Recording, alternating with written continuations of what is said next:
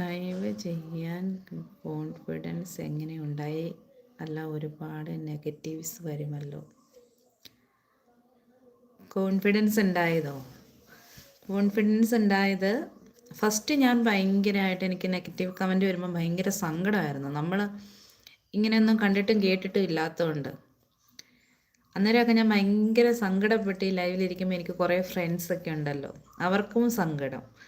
ഞാനിങ്ങനെ ഭയങ്കര വിഷമിച്ചിരിക്കുന്ന കണ്ടിട്ട് പിന്നെ ഞാൻ മനസ്സിലോർത്തു, നമ്മളിങ്ങനെ സോഷ്യൽ മീഡിയയിൽ വരുമ്പോൾ ഇങ്ങനെയൊക്കെ എല്ലാവരും പറയൂലോ, എല്ലാവരും ഇപ്പം നല്ലവരായിരിക്കണമെന്നില്ല.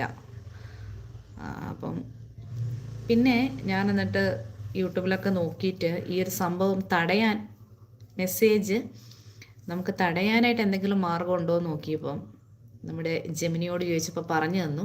അപ്പോൾ അതുപോലെ തന്നെ യൂട്യൂബിൽ അത് ഓണാക്കിയിട്ടു. പിന്നെ എന്നെ സഹായിക്കാനും ആൾക്കാരുണ്ടായിരുന്നു കേട്ടോ, എല്ലാ കാര്യങ്ങളും പറഞ്ഞു തരാനായിട്ട്. നമ്മളെ അത്രമേൽ സ്നേഹിക്കുകയും സപ്പോർട്ട് ചെയ്യുകയും ചെയ്യുന്നവർ. അപ്പോൾ അവർ പറഞ്ഞ പോലൊക്കെ ചേച്ചി യൂട്യൂബിൽ തന്നെ ഓപ്ഷൻസ് ഉണ്ട്. നമുക്ക് വരുന്ന ഓരോ കമൻസും യൂട്യൂബ് പരിശോധിച്ചതിന് ശേഷം അത് മറ്റുള്ളവരെയും എന്നെയും കാണിക്കണമെന്ന് ഉണ്ടെങ്കിൽ മാത്രമേ അത് കാണിക്കുകയുള്ളൂ. അല്ലാത്ത മെസ്സേജ് ആർക്കും തന്നെ കാണാൻ പറ്റത്തില്ല. മെസ്സേജ് വരും, എഴുതി ഇങ്ങനെ അവരുടെ മെസ്സേജ് വന്നു എന്ന് കാണിക്കും, പക്ഷെ ആ മെസ്സേജ് എന്താണെന്ന് കാണിക്കില്ല. അപ്പം അങ്ങനത്തെ കാര്യം മനസ്സിലായി. പിന്നെ എനിക്കൊരു കോൺഫിഡൻസ് വന്നു.